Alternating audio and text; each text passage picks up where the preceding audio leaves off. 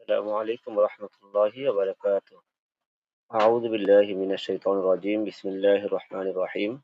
رب زدني علما، رب اشرح لي صدري ويسر لي أمري واحلل عقدة من لساني يفقه قولي. এসো আরবি শিখি প্রথম খণ্ড, প্রথম পাঠ, দ্বিতীয় পাঠ, তৃতীয় পাঠের প্রশ্ন উত্তর। মুজাক্কার কাকে বলে?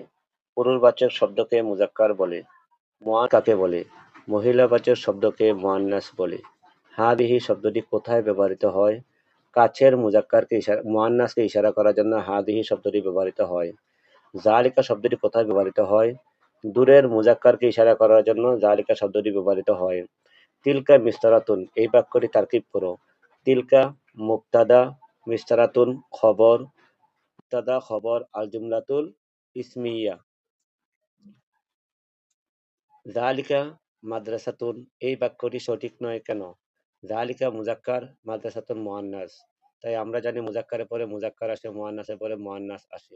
এখানে যালিকার পরে যে কোনো একটা মুজাক্কার আসার কথা ছিল, কিন্তু এখানে মুআন্নাস দেওয়া হয়েছে, তাই বাক্যটি ভুল হয়েছে। এখানে তিলকা মাদ্রাসাতুন হবে, এই জন্য এটা ভুল, যালিকা দেওয়াটা ভুল। মাউসুফ কাকে বলে?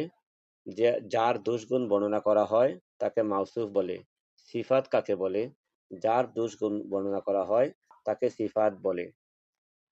কিতাবুন জাদিদুন, কিতাবুন জাদিদাতুন, এই বাক্যটি ভুল কোথায়?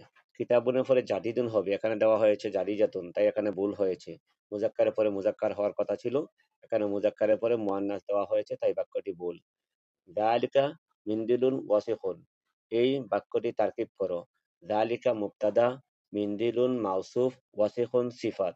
মাউসুফ সিফাত মিলে খবর, মুবতাদা খবর, আল জুমলাতুল ইসমিয়া। জমির কাকে বলে? সর্বনামকে জমির বলে। মুজাক্কার ও মুআন্নাস নামের শেষে কি হয়? মুজাক্কার নামের শেষে এক পেশ, মুজাক্কার নামের শেষে দুই পেশ হয়, মুআন্নাস নামের শেষে এক পেশ হয়। ইয়া এর নাম কি? ইয়া এর নাম হরফুন নিদা, যে হরফ দ্বারা ডাকা হয়, আহ্বান করা হয়, তাকে হরফুন নিদা বলে। মুনাদা কাকে বলে? মুনাদার পরিচয় দাও। হরফুন নিদা দ্বারা যাকে ডাকা হয় তাকে মুনাদা বলে, তাকে মুনাদা বলে।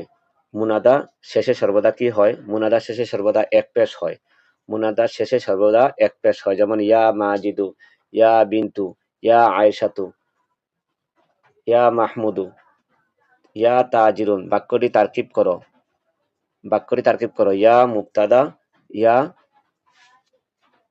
ইয়া হরফুন নিদা, তাজিরুন মুনাদা। হরফুন নিদা মুনাদা মিলে বাক্যের একটি অংশ হয়, তাকে বলা হয় জুজউল জুমলা।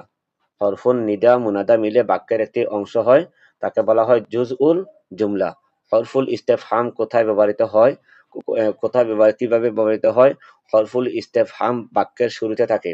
হরফুল ইস্তেফহাম আরবিতে বাক্যের শুরুতে থাকে। বাংলায় তার অর্থ যেখানে থাকুক না কেন, আরবি চলবে আরবির নীতিতে, বাংলা চলবে বাংলার নীতিতে। তাই আরবিতে হরফুল ইস্তেফহাম সর্বদা বাক্যের শুরুতে থাকে।